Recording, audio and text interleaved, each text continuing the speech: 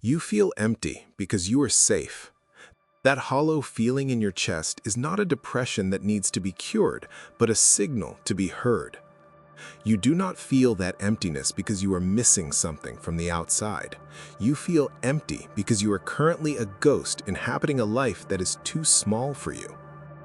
Carl Jung argued that the soul does not want comfort, it wants expansion. Most people spend their lives building a cage of perfect habits, safe jobs, and predictable social circles. Then they wonder why they don't really feel alive. Jung wrote, "The shoe that fits one person pinches another. There is no recipe for living that suits all cases. Your emptiness is the pinch. It is your true self screaming from the basement because you have prioritized order over growth." Think of your life as a map. Right now, you're staying in the tiny, well-lit corner labeled the known. Everything outside that circle is what Jung called the unconscious. Most of your power, your talent, and your actual personality are sitting out there in the dark. When you refuse to step into that darkness, the parts of you that should be alive start to rot. That rot feels like emptiness. It is the weight of the person you could have been. We are told that if we check all the boxes, we will be happy, get the degree, get the promotion, stay polite. But Nietzsche revealed a terrifying truth when he said, "At bottom, every man knows well enough that he is a unique being, only once on this earth. And by no extraordinary chance will such a marvelously picturesque piece of diversity in unity as he is ever be put together a second time." If you are living an average life, you are committing a crime against your own nature.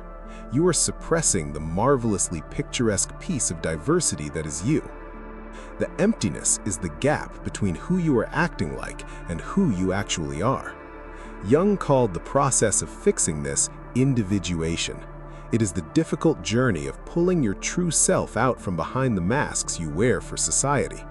Most people are afraid of this because it requires destroying the order they have worked so hard to create. Before we go deeper into how to bridge this gap, take a second to hit the subscribe button and drop a comment below. Tell me, what is the one dream you gave up because it felt too risky? Now, back to the tension. You feel empty because you are living below your potential. In Jungian terms, you have let your persona, the mask you show the world, become your entire identity. Jung wrote, "The persona is that which one is not, but which oneself and others think one is." If you spend 10 years being the person your parents, your boss, or your spouse wants you to be, the real you eventually goes into a coma. The emptiness is the silence of that coma. You have built a kingdom of order, but there is no king on the throne. You are just a placeholder. Machiavelli said, "It is much safer to be feared than loved." While he was talking about politics, it applies to your psyche. Are you so afraid of losing the love or approval of others that you refuse to be your own person? You have traded your soul for safety. Nature hates a vacuum. If you do not fill your life with your own purpose, the world will fill it with junk, distractions, cheap dopamine, and endless scrolling. These are just band-aids on a deep wound. Jung noticed that many of his patients in the second half of life were not sick, they were simply stuck. They had achieved everything society asked for, yet they were miserable. He realized that the ordered life is only the first half of the journey. The second half is about chaos. Not the kind of chaos that ruins you, but the kind that wakes you up. Nietzsche famously said, "One must still have chaos in oneself to be able to give birth to a dancing star." Your current order is suffocating your star. You are so worried about being good or stable that you have forgotten how to be dangerous. A lion in a cage is safe. It gets fed every day. It has order, but it is empty. It is not being a lion. You are that lion. Your potential is the hunt, the risk, and the vast savanna. So, how do you fix it? You start by looking at your shadow. The shadow is everything about yourself that you have rejected because it was too much or too difficult. Jung believed that your gold is hidden in the dark. Your ambition, your aggression, your deepest desires. You have labeled these things as bad to keep your life orderly, but without them, you have no fuel. You feel empty because you are running on fumes. You have disconnected the engine to keep the car from going too fast. Now, the car is sitting in the driveway, looking nice, but going nowhere. To stop feeling empty, you must be willing to be incorrect. You must be willing to disappoint people. You must be willing to fail at something that actually matters to you, rather than succeeding at things you do not care about. The void you feel is actually a space waiting to be filled by your authentic self. It's a room you built but never moved into. Jung wrote, "The most terrifying thing is to accept oneself completely."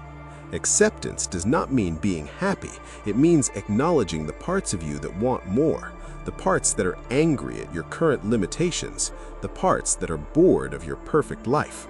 Your true self is locked behind the order you are currently living. To let it out, you have to break the lock.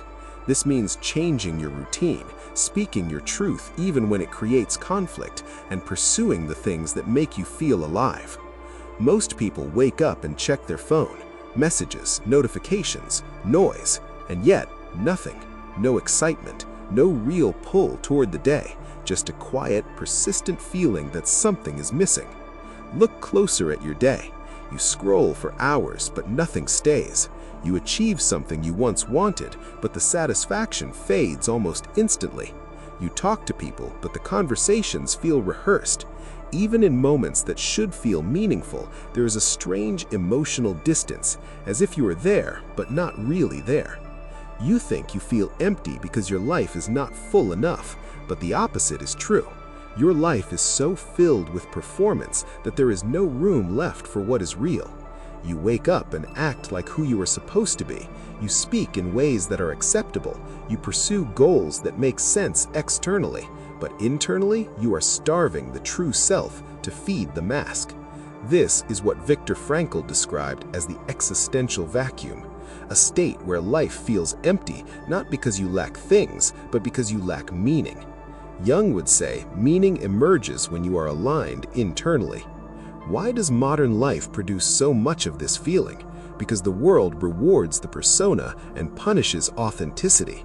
You are rewarded for being likable, productive, and visible, not for being real. You learn very early that certain parts of you are acceptable and others are not. So you edit yourself, you refine your mask. It works externally, but internally, you start to disappear.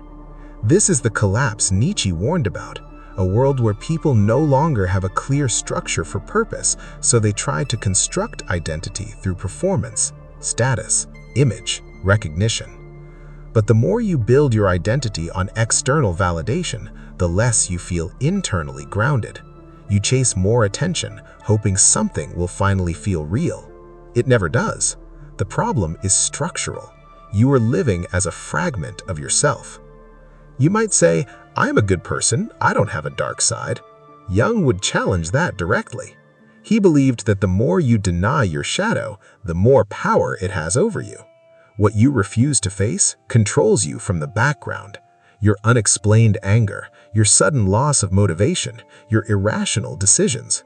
These are signals. The longer you ignore them, the stronger the emptiness becomes. Now it's not just disconnection, it's fragmentation. You are divided within yourself. No amount of external success can fix an internal division. This is why people reach milestones and feel flat. They expected fulfillment, but fulfillment comes from alignment.